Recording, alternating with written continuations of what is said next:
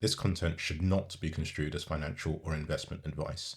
I am simply sharing my personal views and perspectives, which I hope will educate and inform and help give you the confidence to make your own financial decisions.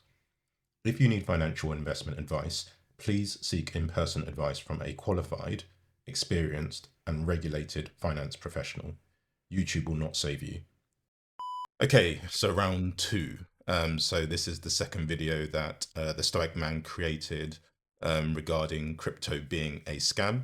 So I did create a response to his first video, and this is just the second video which I'm now sharing my thoughts on. So at the time of recording, crypto has been crashing all over the place. Sentiment has gone down. The Clarity Act sort of fell flat on its face. So therefore, a lot of the innovation that we thought crypto would be offering had been stifled by the proposed amendments. So essentially, the act didn't go through. And apparently, the Epstein file has also done some damage to Bitcoin due to the links there as well. So it seems like Epstein is just sort of destroying everyone and everything it touches. And obviously, we need to think about the victims there, and that's the most important thing. But in all seriousness, yes, it just seems as though crypto is taking a serious hammering at the moment. So I think the timing of this video by the Stoic Man is quite apt.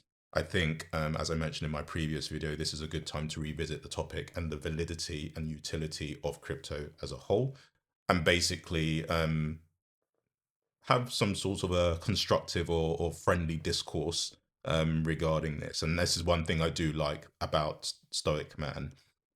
He is somebody that engages his audience. He likes to invite comments. He likes to basically provoke thoughts and debates, and is open to that and invites it. And I think we do need more people and more content creators like this that do have an open mind about things, are prepared to be challenged, are prepared to back their assertions, and basically give space for counter narratives. Because I think that is the way ultimately we learn and we grow and we mature. So that is the spirit in which I'm replying to this video, as well as the spirit in which I replied to the last video. I do share a differing position to the Stoic Man and many crypto cynics. And I think that is why I felt compelled to respond to his two videos, which were excellent videos. He's a content creator that I do respect. I do enjoy his work. I am a subscriber of his. And what I would say is go and watch the original videos that he's produced, engage, comment, and if you feel compelled to do so, subscribe as I have. So yeah, so with that, let's take in the second part and see what we can learn. Crypto and Bitcoin have always been a scam. What Marxism would say about Bitcoin. Before I begin, please don't forget to like and subscribe. It really means a lot. Anyway, let me get to all of your comments. So I want to first of all start off by looking at what is the definition of some of the words I was using. And this is good practice, right? So whenever you're having discourse or debates, it's really valuable, in my opinion, to agree the definitions that will apply. So this was something I brought up in my previous video when he positioned crypto as a scam.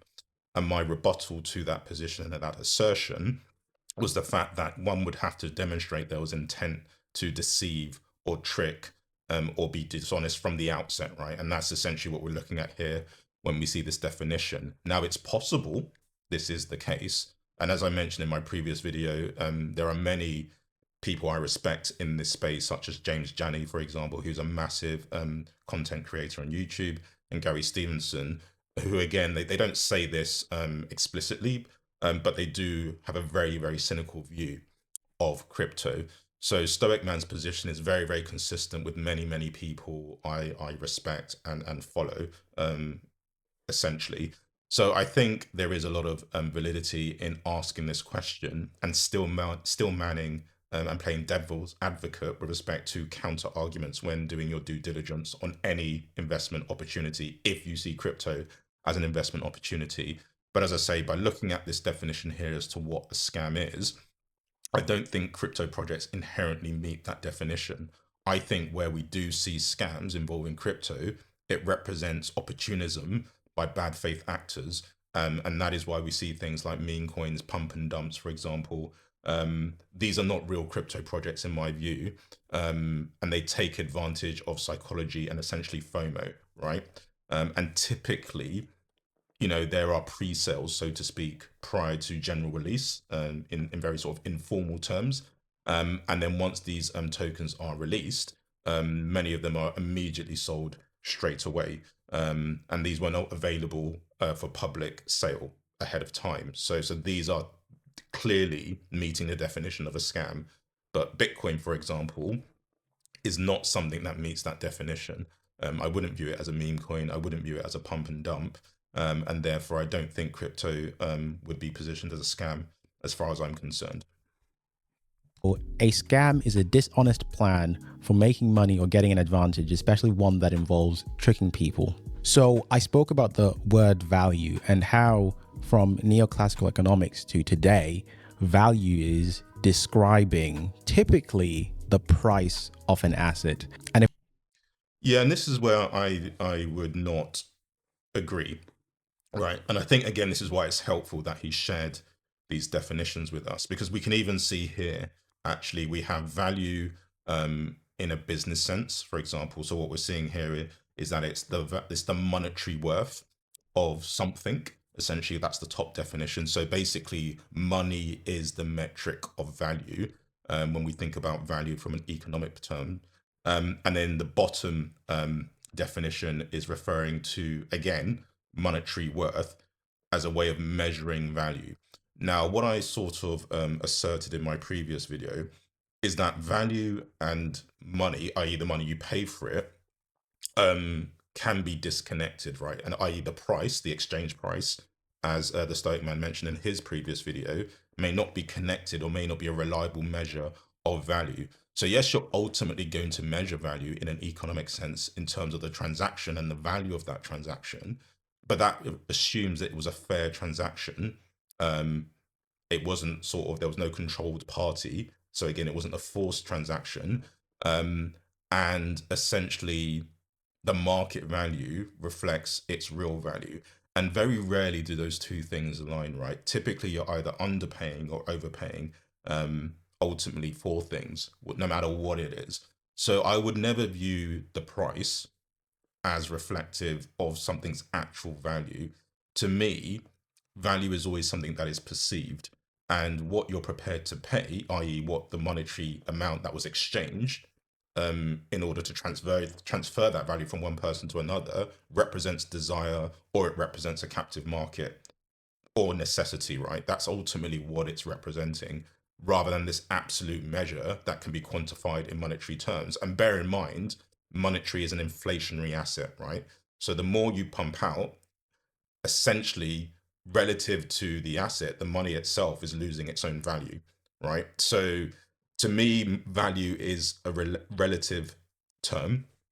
It's a relative characteristic, and it's one that is largely driven, in my view, by perception.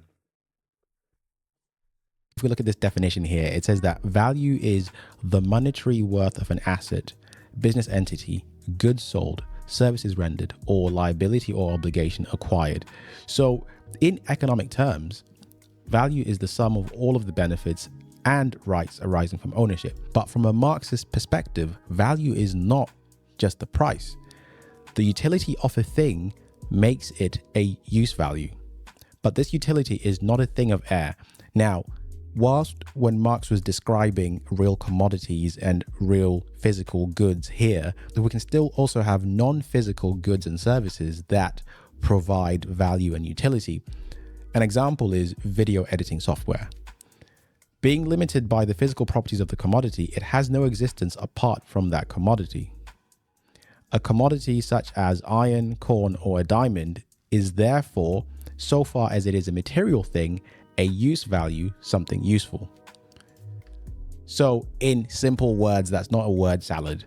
He's effectively saying something is useful because of what it physically is and what it can do, but we can also apply this to non-physical things. That usefulness is real and comes from the object itself, not from ideas or opinions. Yeah, so that element of it, I'm not fully aligned with, right? And I'm not suggesting I'm more knowledgeable or have more wisdom than Karl Marx. Certainly not. But I think for me, value has to be extracted, right? And the amount of value you can obtain depends on your ability to extract it. It's not something that an object can possess inherently, right? That value is locked in. So that value can be stored, but how much you can realize is a different question, right? And ultimately, how do you know how much is stored until you realize it? And this is always the same problem we have with assets, right? So if we think about many conversations that have been had around wealth taxes and why it's not fair because we don't really know the value of the assets and therefore how do you apply a tax? It's the same principle with assets just generally, right? Whether you, if you think about it in a general exchange, right? Until you sell something, until you dispose of it, until you realize the inherent value in non-economic terms, i.e., practical terms, how do you know what value is stored, right? Whether it be economic value or otherwise. So again, I don't feel like value is an inherent feature of a diamond, of a rock, or anything like that. Diamond has use for, in terms of it's something that can be used to cut things and destroy things and break things down. But if no one had the intellect to even consider its use, in my view, the diamond is not valuable, right? And it's the same with anything, right? So it is dependent on somebody's ability to identify or foresee its use, and then in its use, in operation, that value is realized. But even then, unless they can extract that value with 100% efficiency, and again, how would one know if you've achieved that or not? The amount of value you realize will be dependent on your ability to unlock it, so to speak. Things like iron, corn, or diamonds are useful simply because of their natural properties.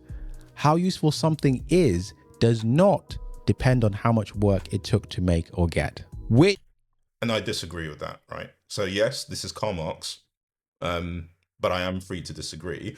And I think for me, what's important to take from this actually is not whether I disagree or not, right? That's not actually what's relevant here. Essentially, what I'm sort of trying to promote here is that you should always feel free to challenge things and view things cynically and critically, right? And I think for me, I do recognize the definition of value in economic terms. I recognize the description of value from a utility point of view, where again, it may not have some wider economic value if there is no market for that thing. However, what I don't recognize in any sort of practical way anyway is this idea that something inherently is has value independent of the work that is applied to unlock it, right? To me, those things do not connect. I can't reconcile that in my own mind. And that might just be stupidity on my part. So again, it will be something I think about and ponder on. But for the time being, where I'm at the moment, it's not a concept that makes any sense to me at this point in time. Which, by the way, is the whole premise of mining Bitcoins. They do this thing called proof of work, or whatever you want to describe it. I'm sorry if I get the terminologies wrong on the crypto side. So he's correct. And this is partly the crux of our potential issue here, right?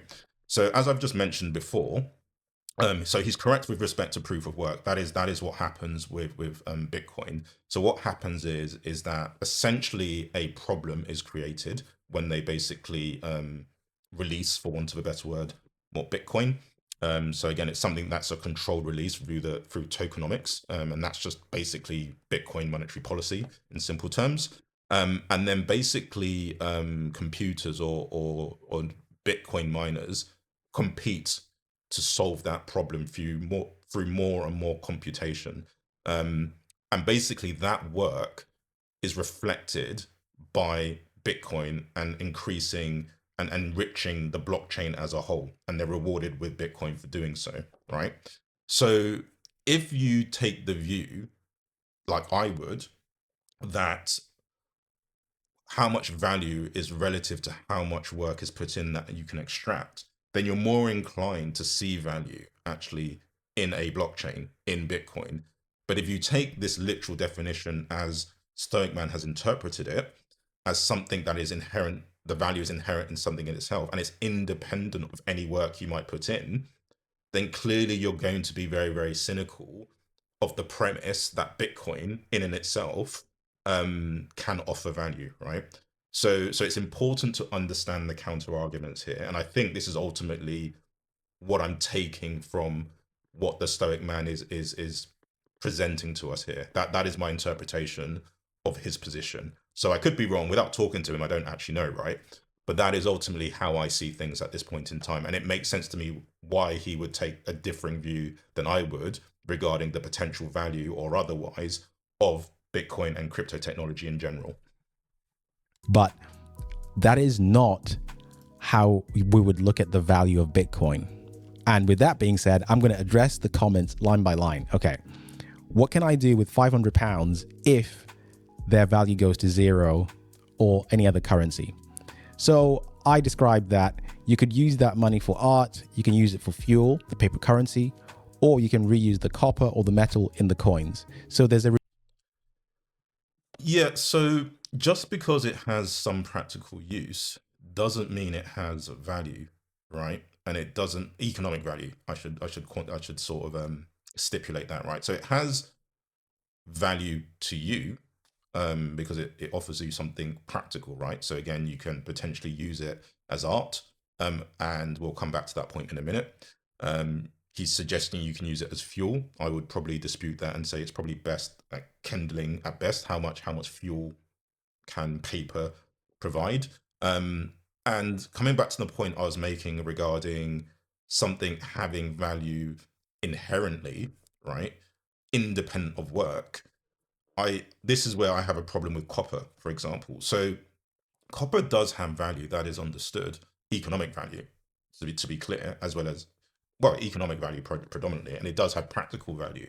But that practical value requires you to have the skill set and the ability and the tools to manipulate and transform that copper into something else, right? So if you don't have that ability to smelt the copper, change it into something else, use it to build something, wiring, whatever it is, then the only thing that copper can offer you is something to be traded, right? And that's all it really does. And if you can't trade it because there's no demand for it, there's no market, economic frameworks have just broken down, and we're sort of in this sort of end of times period, then that copper is not useful to you, right? So this is why I'm saying, for me, the value is dependent and contingent on your ability to unlock it. And with respect to money, for example, that is not an asset either. And I'm not saying he's suggesting that, but what I'm trying to say here is that assets are things that you can control and you can monetize in very, very simple terms, right? And these are things that, again, you only can control it through a legal framework, right? Which is underpinned by a social framework. So it's a social and legal contract. That is where assets and the idea of ownership, and agreed ownership, actually, when you think about disputes, actually comes from, right? So if money is truly something that belongs to you, either as an asset or a resource, so a resource is something that is valuable but does not necessarily have to be owned. It doesn't have to meet this extra condition that an asset has to meet, then you are free to do what you want with it, in theory, right? But the reality is, and in the UK at least anyway, to deface banknotes is technically illegal, from what I understand. And to melt copper coins and destroy them is also illegal, right? So again, your use of currency is dictated by the distributor, right? The central bank, the government. It's sovereign property, right? Which we use to enable trade. So it doesn't really meet the definition or the criteria of something that one would consider as being belonging to the person that bears the notes, so to speak. So again, money to me is not something I would ever consider as a commodity, or an asset. To me, it's just a financial instrument that facilitates trade, and it basically acts like the fuel, or the oil to the wider economic engine. In the same way, one would argue potentially that crypto coins, and crypto tokens are the fuel and the gas for a blockchain project. So for me, that's why this is not really a good counter argument that I would actually accept, right? And the actual question ultimately, in my mind, is that if £500 or Iranian rail has the value of zero in economic terms, it means it has no economic utility, right? The two are basically go hand in hand. You can't separate the two. If it has utility, economic utility, then it has economic value. And if it doesn't have economic utility, then it doesn't have economic value. So that is the simple answer as far as I'm concerned. Residual use to fiat currency that you don't get from digital forms of money. You are not supposed to. Yeah, and again, I do want to reiterate this point. An asset doesn't have to have residual practical use, right? It's not a feature of how we define an asset, and it might be semantics, if I'm being honest with you, right? We can maybe define assets in a different way if you like, in the same way I'm challenging the Marxist position and definition of value. You're free to challenge my interpretation of assets, right? But assets are economic constructs and legal constructs, right? It's not necessarily linked to any practical use, right? And even if something has practical use, if there's no market for that thing, it has no economic value, you know. And one might say, okay, well, it has a practical use. Maybe you can monetize it by offering a service, by using it as a tool. Fine. Yes, you can do that. But if you can't do that, then even if it has residual use to you, but no one recognizes it, no one sees it, then it has no value. To make an income with Bitcoin, it is for saving value. Bitcoin is never an income stream. I explained why it's a bad store of value in the video, but I'll explain again. Bitcoin's promise to be a store of value relies on something else. It doesn't rely on itself on its own. That's so confusing. So a cup, the value of that cup is stored in the cup itself. I don't need something else. So you have Bitcoin existing on one side and the cup existing on the other side. Currently, what happens with Bitcoin is Bitcoin says that its value is tied to the cup, but the cup doesn't need Bitcoin. It just exists. It's been made. So that's why Bitcoin is a bad store of value. Yeah, so that's not why Bitcoin is potentially a bad store of value. And that analogy, I don't think, for me, demonstrates or articulates or illustrates the point that is trying to be made here. Now, coming back to my original point here, the cup does rely on a market and an exchange to realize its economic value, right? So there's a distinction between economic value and utility, right? Practical value, let's call it. So yes, the cup has a residual use, a residual utility, independent of what anybody else thinks, independent of a market, right? It doesn't require an active market for the bearer of the cup to find utility in that cup. But the value is subjective and the value is personal, right? So, and also it's still a tool, right?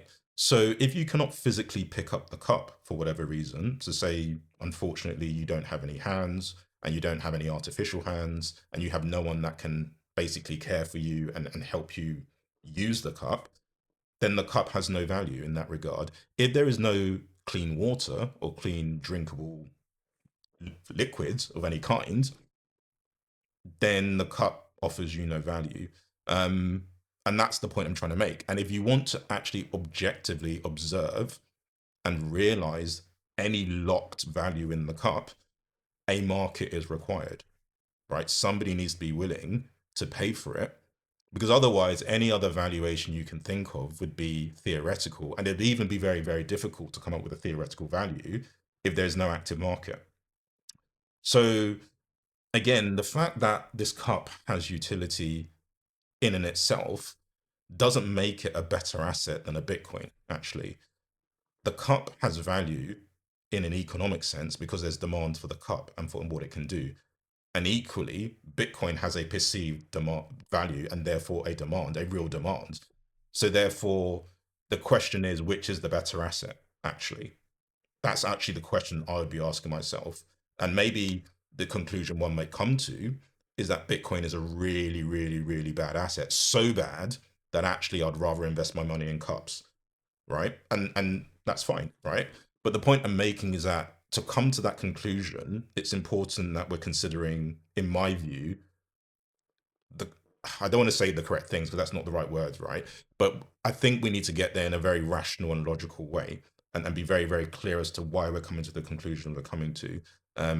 So the idea that something must have a residual practical use and that will somehow inform my decision around whether it's a good economic investment or not, I think is what I'd ultimately challenge, right? Example is very poorly constructed. When a house price is zero, do you think you can still rent it to people? Think again. Yes, you can. If you're in negative equity. No, you can't. So I think Mr. Vlossofer is correct, right? Because the implication is there is no demand for the house in an economic sense, right? So even if a house is in negative equity, what that really means is that you've just over leveraged the house, right? It doesn't mean the house has no value or negative value. The house has, say, a value of 100,000. It just basically means the house has gone down in value, and what you have to pay back is more than what the house is worth. But that's essentially what negative equity is, right? If you were to sell the house now, it wouldn't cover the mortgage that's outstanding. But the house still has value, which is why the bank in that scenario is going to seize it and force the sale. So again, it comes back to this disconnect between price and locked value, so to speak. But the implication is if the house has no economic use, which is basically the question Mr. Vlossofer is asking here, then what economic value can it have? And my own view would be it cannot, by implication, have any economic value, right? And I think this is where things can get very, very confusing because clearly a house in the social construct, in the economic strong construct we live in, if it has a practical use, it will probably have economic use, right? Because houses are scarce relative to demand, right? So this is the problem with this hypothetical, actually. Um, Either the house has no value and therefore it offers nothing to anybody and there's no demand for it. But if it happens to have any kind of utility by the virtue of what it is, then actually it probably has economic value as well. For example, you still rent out the property to pay off the debt. You're missing the point. You argue that when a house has zero value, zero price, is better than Bitcoin at zero. Absolutely. How is that better? You think when a house has zero value and you can rent it to people or you can salvage it and sell it to pieces, think again. The value of a house is not always tied to its price. So even if that house became zero, you can still live in it. You can shower in it. You can cook. But then its value is not zero because you can commodify that and create a service, right? So this is the problem with the analogy, right? It's very difficult to reconcile what is going on here, right? So if a house has some kind of use to other people, not just to yourself, to other people, then it will never have a value of zero, right?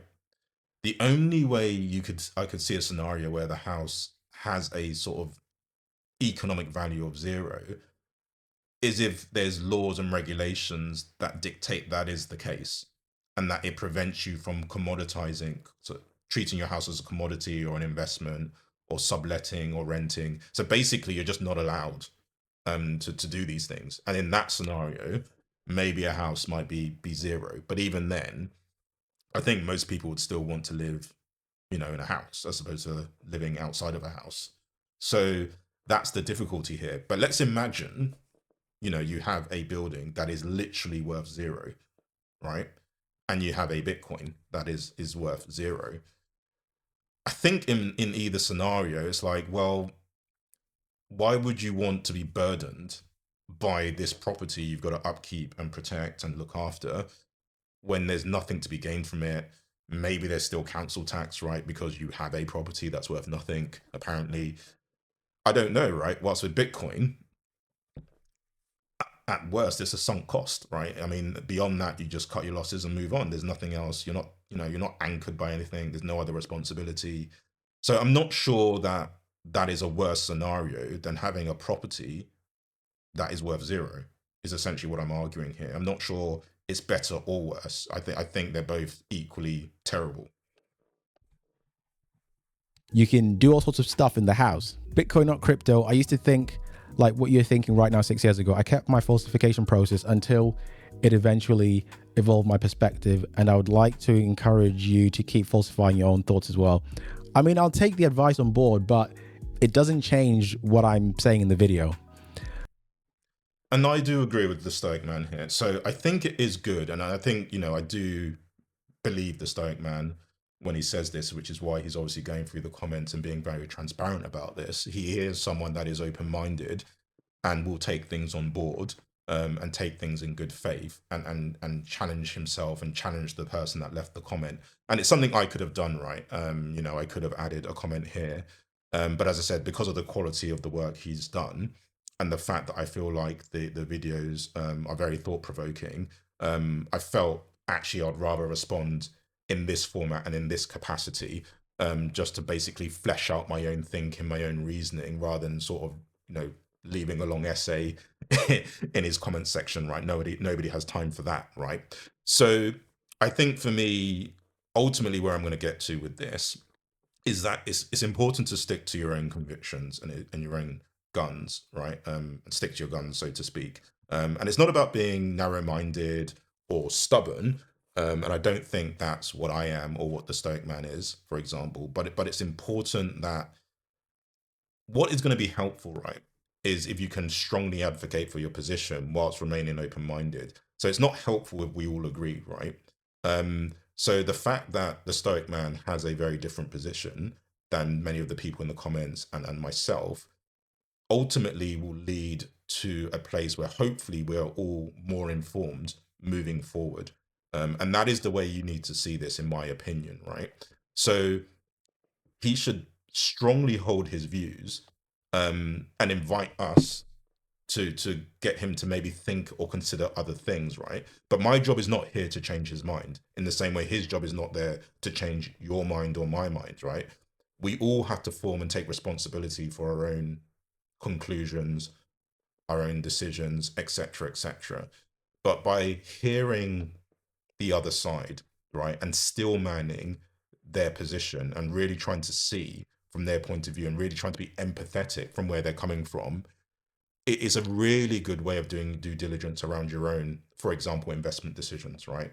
And in informing your own risk management strategy, if you are somebody that, for example, trades crypto or trades in general or invests in general, right? So this is why what's happening here is really, really valuable. But equally, this is also why it's important that you have a very strong conviction around your own position and your own assertions, and critically challenge anything that that may differ from that, but remain open-minded to being pragmatic and shifting your position accordingly, right? I think those things are really, really important. Next up, Bitcoin and crypto are two different things. This simple mistake shows that you do not understand it yet. You seem really smart, so I have no doubts that if you really do your homework on the topic, you will understand it. Hopefully for you, before the CBDC is fully rolled out in the UK and Europe. Yeah, so Bitcoin and crypto are not different things, right? Bitcoin is a type of cryptocurrency, of crypto technology, right? There's different protocols, but ultimately the technology is the same, right? And CBDC relates to stable coins, right? So again, stable coins are different in the sense that they are backed to real, well, it depends if you consider currency real, right? But it's backed to or pegged to actual sovereign currency, which we can place reliance on because basically central government backs it and underwrites it essentially. So that is the difference there, but it's still utilizing and leveraging crypto technology, right? So for me, basically, what I'm trying to say here is that it's really important you actually understand what crypto is, what the different projects are doing, the strengths and weaknesses of the different protocols, um, to inform your investment or trading decisions, right? And it's something I'm still learning, clearly. But Mark K21, again, that would be my advice to this individual, right? Um, to me, what I'm reading doesn't suggest that they've taken the time respectfully to understand what crypto technology is. And I think for me, even if you are someone that's positive about crypto, you do need to have a very high level of a cynicism actually about what it is. And the only way to alleviate that cynicism is having a very, very clear, continuous understanding about what crypto technology is and what it does, because it's a space that's moving very, very rapidly. So what you know now can be out of date quite quickly, actually, as well. So yeah, that would be my position regarding that particular comment. So here's the thing, okay? I do understand what Bitcoin's trying to. It fails to answer the simple question that I made in the video, which is that it's a bad store of value. It's a bad investment vehicle. It's not currency either. But if we call it a casino, a gamble, if it's just gambling, then let's just call it that. But let's not try and make it seem to be something that it's not, because it. Yeah, and I think for me, this is the point I'm making, and I think it kind of illustrates my position regarding the comment that we just talked about there from Mark A21, right? Because I think the Stoic man is correct, actually. Crypto does have a lot of problems, and it is struggling to fully answer the questions he's raised about, is it a good store of value? Can it be used as currency? What is it really for? Which is why I don't think there's been the wider adoption that one would have hoped by now. Crypto has been around for long enough. But what I would say to that, though, in response to that, is that it's not for the reasons he's proposing that there's a problem, right? It's not because it doesn't have residual practical use. Like, that's not the reason why there's a problem with crypto. The things he said are more problematic, right? So Bitcoin, to be fair to the Stoic man, was positioned as an alternative to currency in a sense, right? And hence the name cryptocurrency.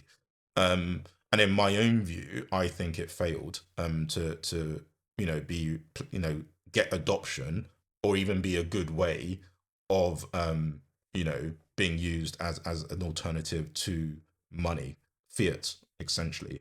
And the reason being is that there's just limitations with crypto and how it works. And essentially, it's quite slow. The infrastructure at the time Bitcoin was invented was not, sort of widely adopted, i.e., did everyone have crypto wallets? Did people know how to move crypto from one place to another? Do people know how to protect their crypto? If you send crypto to the wrong protocol and you lose it, what happens? You can't recover it. People losing their disks and their Bitcoins in landfill. There's all sorts of problems going on with it. And it still hasn't fully solved that. And also, the nature of Bitcoin and the consensus protocol means that validating transactions takes a long time. And that's not even going into the environmental footprint, in terms of the amount of energy that's being consumed to mine Bitcoin that is harder and harder to mine, essentially. And because the computational problems, in order to mine the coin, are getting more and more and more complex, and it's requiring more and more and more computing power to gain, a decreasing amount of Bitcoin, right?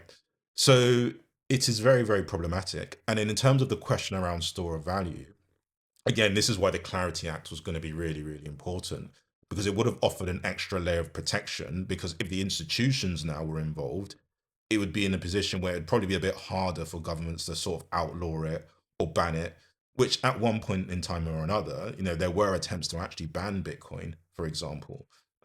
Whilst now what we're seeing, is governments thinking about stablecoin, in particular China, with the digital one, for example. We've seen Tether and Circle, release stablecoin, which, as I mentioned before, need to be pegged to actual US dollar, for example. Europe are looking at, a digital euro. So you know, there is a recognition, from the institutions and governments certainly about the utility of crypto, right? But the reality is there's still an existential threat to crypto, because again, it's technology which could be made obsolete, or it could be completely hacked by quantum technology, quantum computing, and AI. So for me, these are the reasons why I would agree with the Stoic man, but I wouldn't agree with him on the basis that crypto doesn't have any residual value or practical use, right? Because its value is the value we've given it, in the same way fiat's value and use and utility is the one the government gives it. Really isn't. Sorry, you don't understand Bitcoin. You're right about crypto. What did I say back? I explained why it's a bad store of value in the video, but I can make part 2. What residual value is there in fiat? I explained at the beginning of the video. Meanwhile, you're calling it a scam. Bitcoin is the 13th best asset in the world. There are plenty of scams in which you can make money from. Multi-level marketing schemes still exist and people still make money from them and people still fall for them. Bitcoin is just one of those things. No, it's not. So again, I'll go back to the initial definition he provided on the outset of this video. Unless we can evidence that crypto was intentionally created with the purpose of deceiving and tricking and misappropriating wealth or financial resources from those buying crypto, buying into the project, then it doesn't meet the definition of a scam, objectively speaking, right? So, and the businesses he's describing, other than a Ponzi scheme, a multi-level marketing scheme is actually legal. It's not ethical, but it's legal. And even that, arguably, if it's legal, doesn't meet the definition of a scam, right? You're not going to go to prison if you operate a multi-marketing scheme, I don't believe. I mean, I think it's something that's quite big in America, for example, in terms of the religious industry, for example. So from a legal perspective, it's not a scam. So again, from my perspective, that's the problem here. Where there are scams in the crypto space are things like pump and dumps, right? Those are clearly scams because, like I say, what you find is that people get early access to tokens before the tokens are released, so to speak. And then the moment the tokens are released, once demand has been driven up by, say, influencers, for example, the people that had the tokens immediately dump them. And those tokens have no purpose whatsoever. Like they offer nothing, right? So that's the problem with those types of tokens, right? They are scams. But what that is individuals, bad faith actors, leveraging crypto technology to scam their fans, to scam their followers, right? To scam those that look up to them. But that's a problem with them, not the technology. In the same way, we wouldn't say business is a scam because what people do is set up business vehicles and investment vehicles. I'm thinking of Bernie Madoff, for example, scam people. So we say, okay, all business is a scam, all investment opportunities are scams. Like we wouldn't draw that conclusion, right? What we would do is look at the person involved and hopefully look to prosecute that person and punish them accordingly, right? That is the logical flow of how I would interpret something, right? That's my own opinion on that. Bitcoin, not crypto. The best store of value shouldn't have significant utility because humans naturally hoard wealth. No, this is so wrong. Land has utility and humans are just greedy. Any asset with a use becomes too expensive for those who actually need to use it. Look at housing and land. The younger generation can't afford them because they've become investment vehicles rather than just homes. In this sense, okay, so this, I agree with you, but it's not the utility of housing that has made it expensive. It's the lack of supply and not enough homes being built. And also greedy developers and landlords buying up properties because they have. But this is the problem again, and this is where definitions and agreed definitions become important, right? Because obviously what I've tried to do anyway is sort of make this distinction between value and practical use. But when everything is commoditized and when you live in a society where, capitalism, free markets, and everything is assigned an economic value, even its utility, then it's very difficult to distinguish um, practical utility from economic value in many ways. So I think with the example of the cup, it's easier to see that distinction. But when it comes to something like a house, it's harder because its utility is what drives its demand, right? So it's a combination of things. It's not just utility in and itself. So a cup, for example, um, doesn't quite have this problem because you can kind of substitute a cup for anything that can hold water and do the same function, right?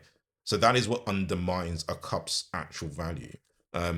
Whilst when you think about a house, what can you substitute for a house that offers you the same thing, right? And yes, okay, you can have like, you can live in a car if you want, or you can have a motorhome or a caravan, sure. But is it the same as owning a home in terms of what a home can offer you, right? Um, so therefore, that's one thing. But because you've got this utility, that's what creates the need, right? That's what creates the demand in the first place. But how much demand there will be now will be dependent on how much supply there is, right? And houses, in their very nature, have a fixed supply. There's only so much land in the world. So it's all of these different things that is creating this value, this demand for homes in it, for example. So that's the problem we're having here, right? So if a house has utility, it's very difficult to imagine a scenario where it doesn't also have economic value, as I mentioned previously in this video. Whilst, for example, with a cup, I can imagine a scenario actually where it might have some residual use, but it doesn't necessarily see that reflected in economic value.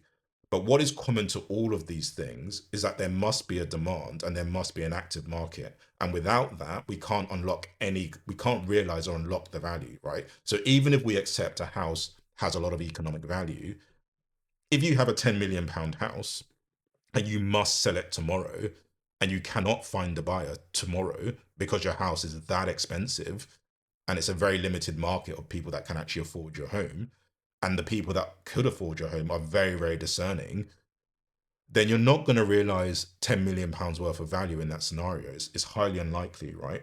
So again, the price you then agree, if you have to sell the house, is not going to be reflective of this theoretical stored value, right? So this is another thing that I think we have to consider as well, right? So if a house has utility, it probably has value, but how much value you can realize will depend on circumstances. Have more capital than everyone else. In this sense, Bitcoin's lack of utility isn't a flaw, it's instead a feature. It stores value without pricing people out of their basic needs. Okay, you made a bit of a contradiction here because you said that Bitcoin doesn't have utility, but you're saying that it stores value. Yeah, and he's right. The Stoic man is correct here, and it's ultimately consistent with my own position. If something can store value, it has utility. And this is why I'm challenging the idea that Bitcoin, for example, is a scam. Because in many ways, it's very difficult to see it very differently in literally from a pump and dump, right? So what I talked about before is somebody creating a coin that has no utility. People, demand is driven up for it, and then the people with early access just basically dump the coin. So how is that different actually, literally, from a Bitcoin, which is also a crypto coin that's on a blockchain? Like, how is that different, right? The difference is that Bitcoin has been adopted. What? Bro, what are you talking about, man? That's the difference, right? And as ridiculous as that sounds, that is literally the difference. It's been accepted as a store of value in the same way gold has been accepted as a store of value, right? So yes, gold is different, coming back to the Stoic man's point, in the sense that it does actually have residual economic value, as well as economic value, certainly, right? Because it would be accepted by many people, and it always has been traditionally. But in terms of how gold is used, people are not buying gold in most cases for its practical use. They are adopting it as a store of value primarily, because again, even if you think gold is going to appreciate, it's not typically going to be the best performing asset um, in the short term anyway, in terms of appreciation. And your ability to use gold in a different way, other than as a store of value, is going to be limited by your ability to manipulate or smelt the gold, right? So ultimately, Bitcoin can do that job theoretically as well as gold, because again, it relies on adoption and it relies on an active market, both of which Bitcoin has. Value is a utility. If Bitcoin absorbs this global wealth premium, other assets can finally return to their true purpose. Gold would become affordable for technology and improve people's life. Well, actually, right now, the price of gold is actually not the real price of gold. If gold were to be at its true price, then technology and anything that uses gold would become so expensive. Even silver. Silver is the biggest culprit of this, and we've seen large institutions manipulate the price of silver, and we all know how gold is being manipulated as well. Yeah, and this is another point, right? What is the true price of gold? How would anybody in a practical sense determine it? And again, that's why I'm struggling to understand this idea of an object having stored value that we can measure. How could we determine that, right? Because even if you sell it, right, does that reflect its true value, right? That's the problem. It's all theoretical, right? It reflects its price and its value at that given point in time. That's all we know with respect to a sale or an acquisition of, say, gold. But outside of that, um, we don't know how valuable it is. We don't know its true worth. We don't know its true value, because it's always going to be relative to the circumstances of the sale, right? And for me, that's ultimately the problem here. Because if you have gold, you buy gold, you acquire gold, and you store, this value in the gold. So you buy gold for £100. So there's £100 of value in the gold. The only way you can unlock the value if somebody else is willing to buy it off you, which again is exactly the criticism that's been made of Bitcoin, right? It's like there needs to be another sort of useful idiot at the other end. But again, could we make the same argument about gold? Maybe we can, maybe we can't, right? But it's definitely needs somebody else to buy it. And what can that person do with the gold?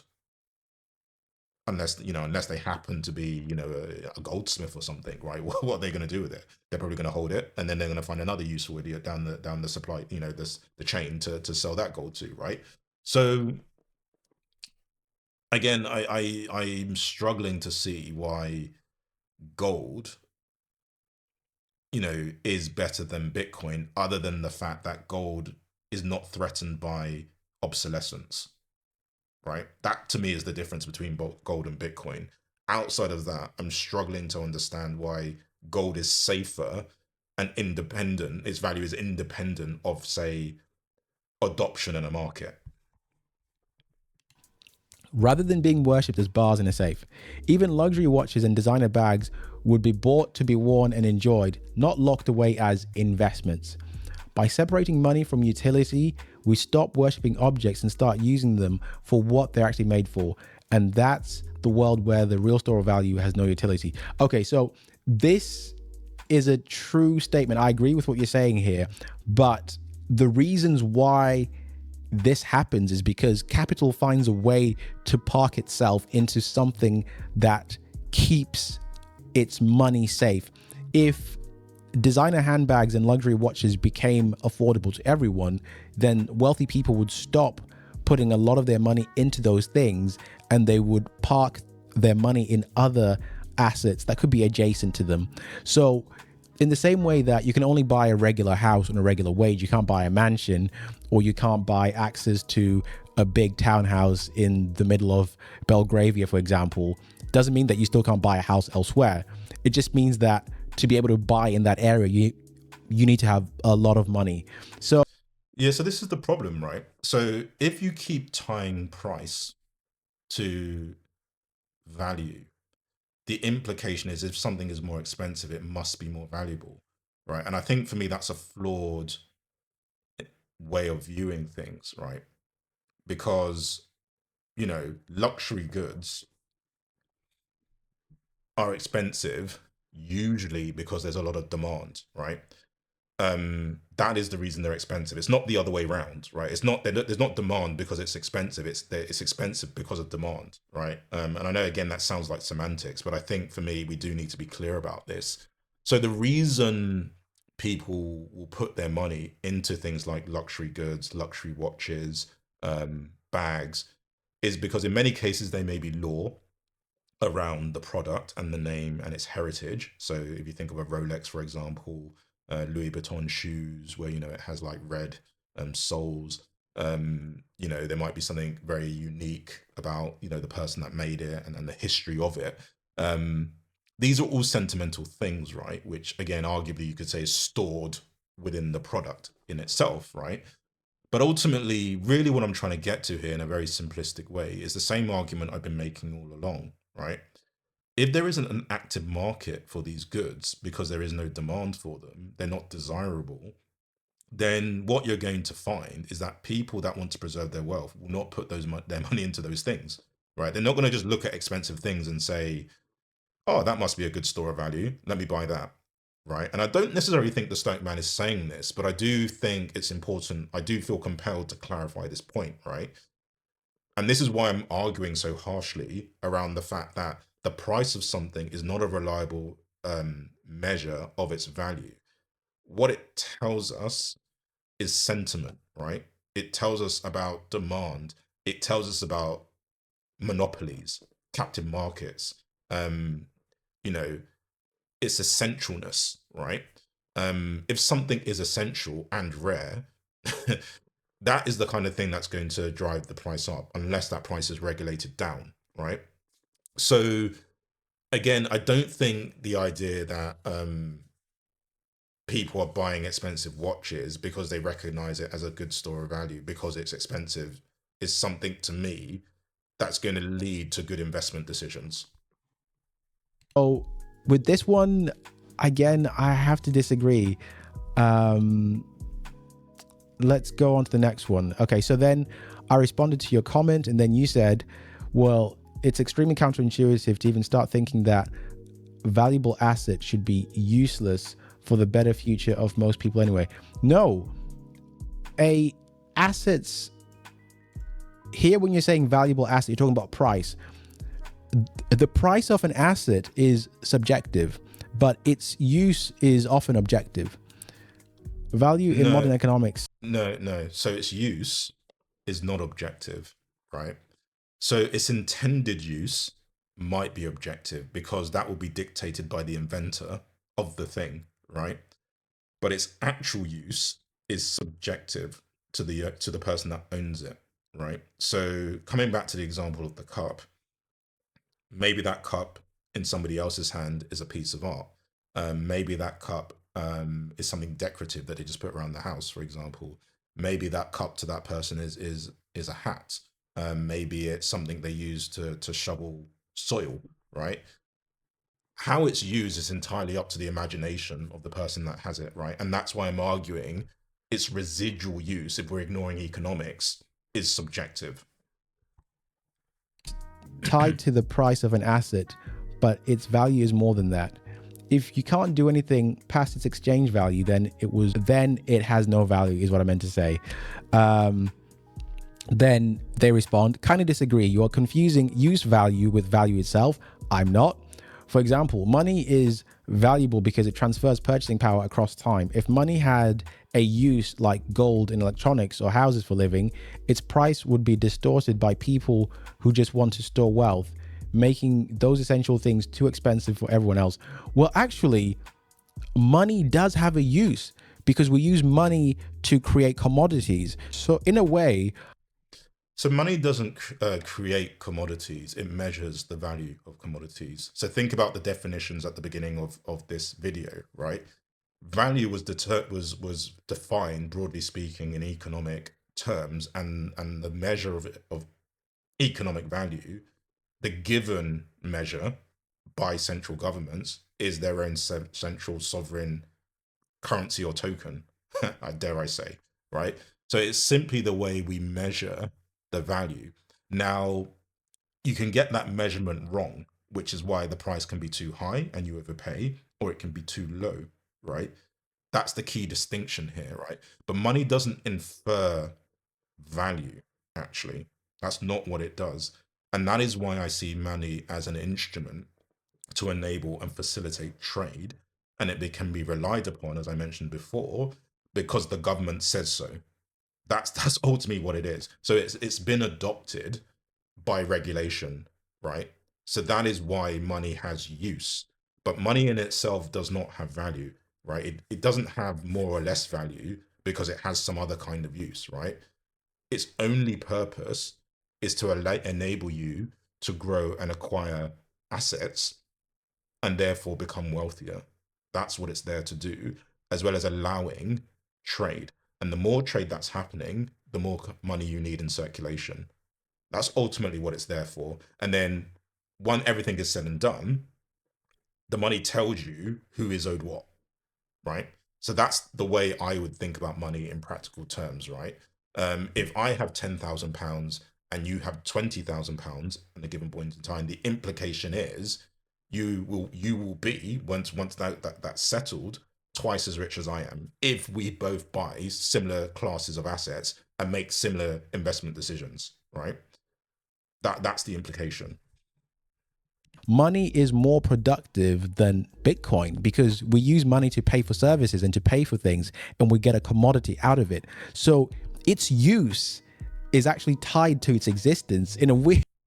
No, its use is tied to its given use, right? So again, I feel like it's the tail wagging the dog here again in terms of this argument, right? Um, it exists because we need something to call money, right? But just because money exists doesn't mean we have to use it. In the same way, just because we create Bitcoin, it doesn't mean we have to use it. It can exist and not be adopted. It can be rejected, right? The reason we can't reject money is because the government says you can't reject money. That's the reason why. Because before money was invented, business was happening. We were bartering, right? And then they decided, no, we're going to use money instead. And then the US government decided, you know what? We're no longer going to peg our currency to gold reserves. So how we view and see money is largely dictated by monetary policy and central governments. And as I said before, governments are now looking and investigating into stable coins. So if the government decides, right, you know what, money is now crypto, then that's what it is. So as I say, it's not its existence that gives it utility. It's its legal deemed given purpose.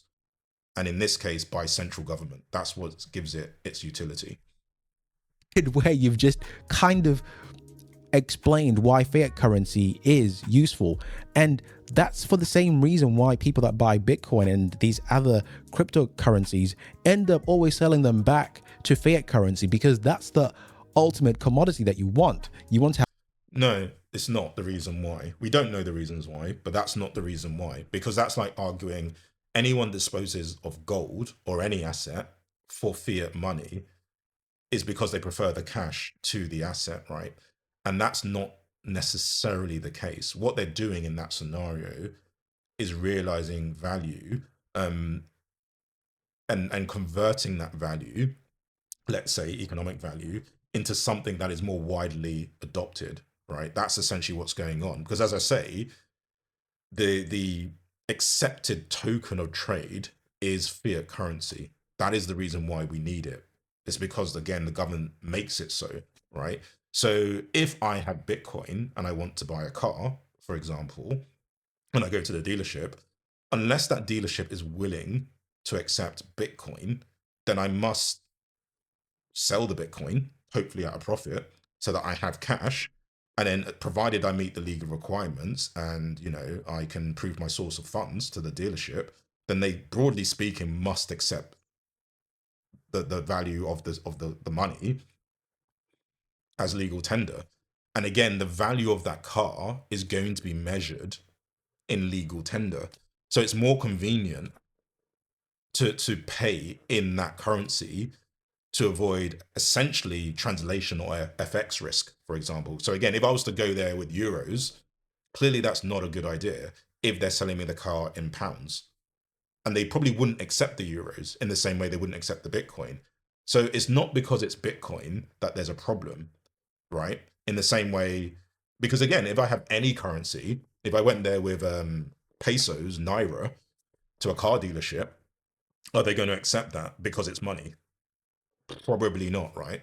So that for me is probably what's going on here, right? It's about what is practical more than anything else. And people that hold cash reserves, typically it's for practical reasons. Have a lot of it so that you can buy more assets, but typically you would want to then buy assets that give you value. Bitcoin's lack of physical utility isn't a lack of value. It is instead the ultimate service to humanity to be a store of value that does not break the economy for the rest of us. I agree, it would be great to find an asset that doesn't break the economy, but what breaks the economy is greed. It's people hoarding wealth. It's workers not getting paid proportional to the value they produce. I understand this sounds counterintuitive at first because we're taught that value must come from doing something, but I challenge you to falsify the idea instead of just dismissing it. Value is not just doing something. No, it's not. I disagree with that. That's not even what the definition is from the Marxist perspective. You might would like. And again, you don't actually have to accept the Karl Marx perspective or the interpretation of that perspective by the Stoic man. In the same way, you don't have to accept anything I'm saying, right? What I'm saying is form your own view. And as I say, to illustrate that point, I am communicating the fact that I don't fully accept this position or definition of value, despite the fact it's Karl Marx.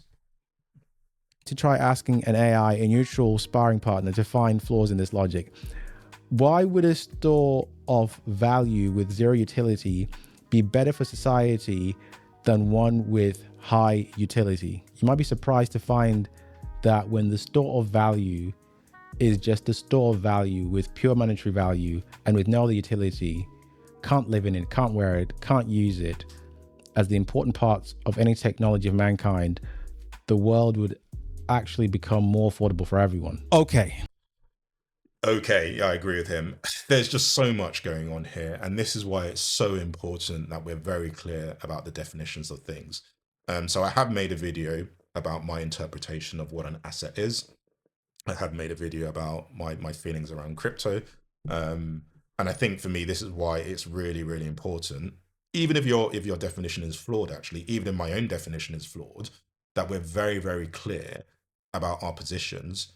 Firstly, so that we can articulate them and defend them and make assertions and form logical conclusions, as well as understanding where we're disagreeing actually, and where there's validity in differing interpretations, right? Because as I say, assets do not require residual practical use, right? And assets do not have any measurable value locked up that we can measure reliably.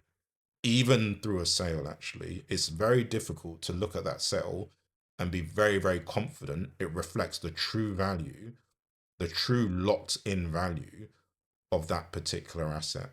All an asset is something that, it's a valued resource, usually, potentially, but it can be a man-made resource. It could be a contract, for example. Typically, they are contracts, um, which has control and ownership, which to the benefit of at least one party, right?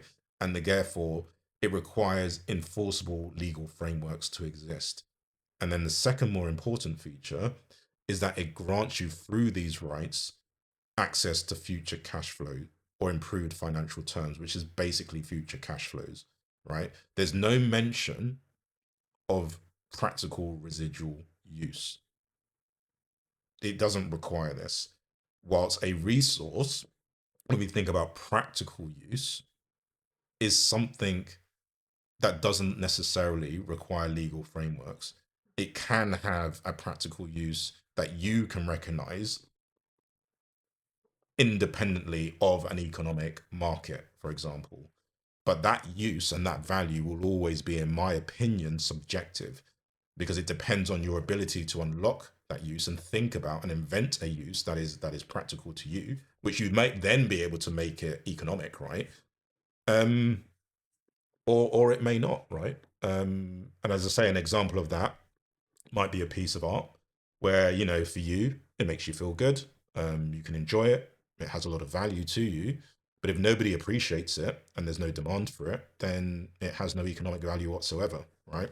So we do need to be really, really clear about all of this. And I think looking at this comment here, um, to me, a lot of different things are going on, and it's very, very difficult to unpick, in my opinion, what is being communicated here. So here, what you're doing is you're treating utility as the cause of high prices. And that is just not how it works. A store of value with zero utility is not useful for society because it has no utility. It has no use. And again, it's like, you know, I think for me, you know, it feels like we're all getting confused, right? A store of value is utility, right? Or a perceived utility, right? So even if it isn't a you know, utility, people perceive it as much, right? And again, it might be how you view Bitcoin, right?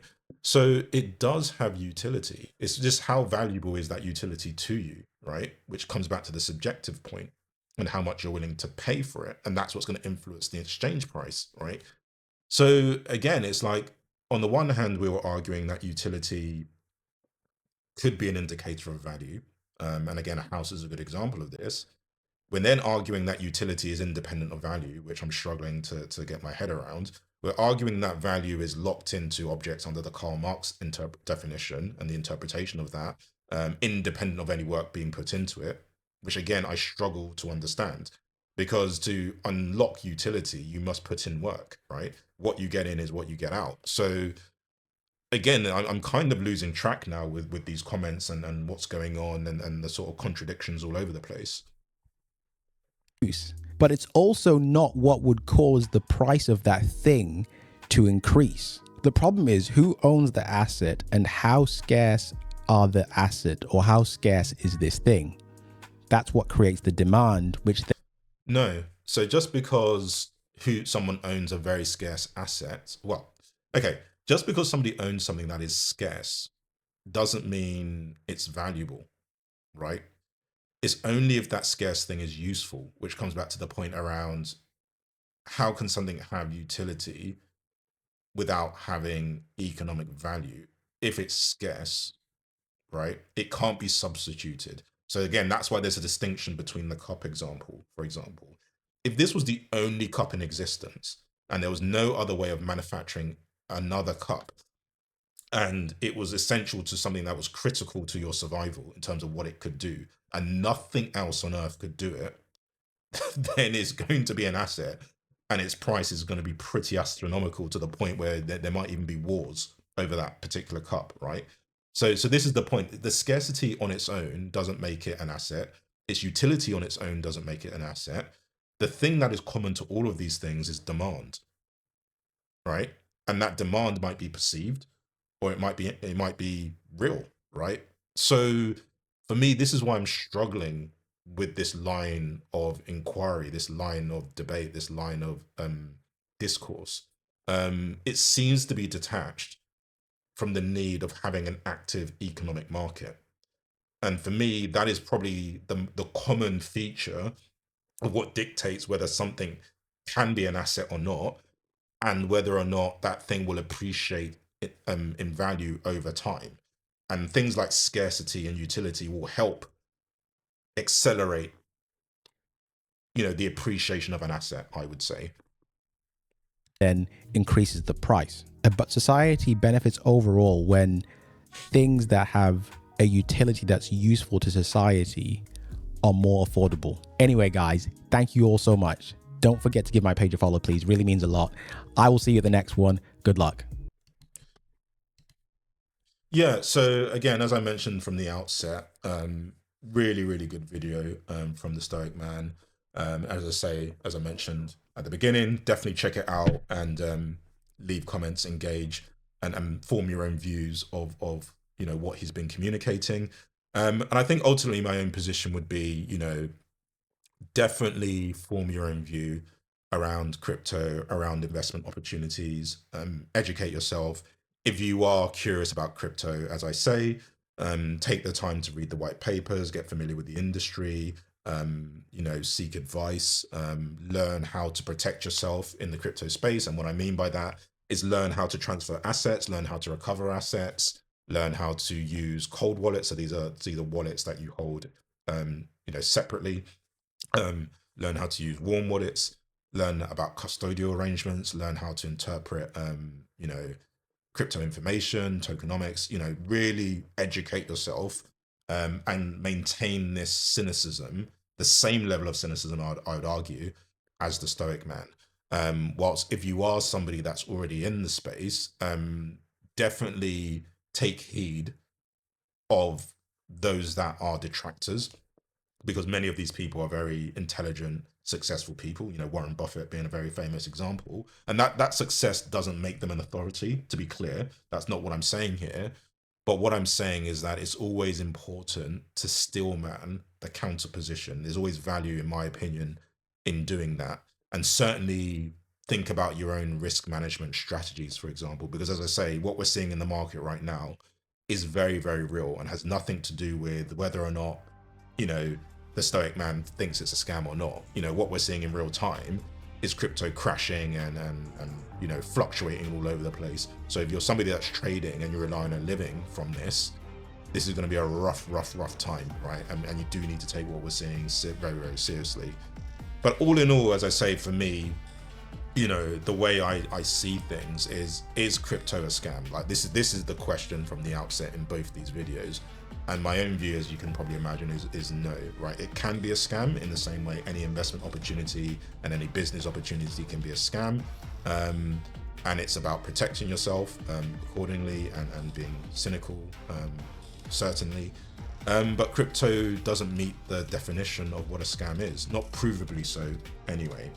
And then the second question would be, I guess, linked to this, is crypto a good store of value? Is Bitcoin in particular a good store of value?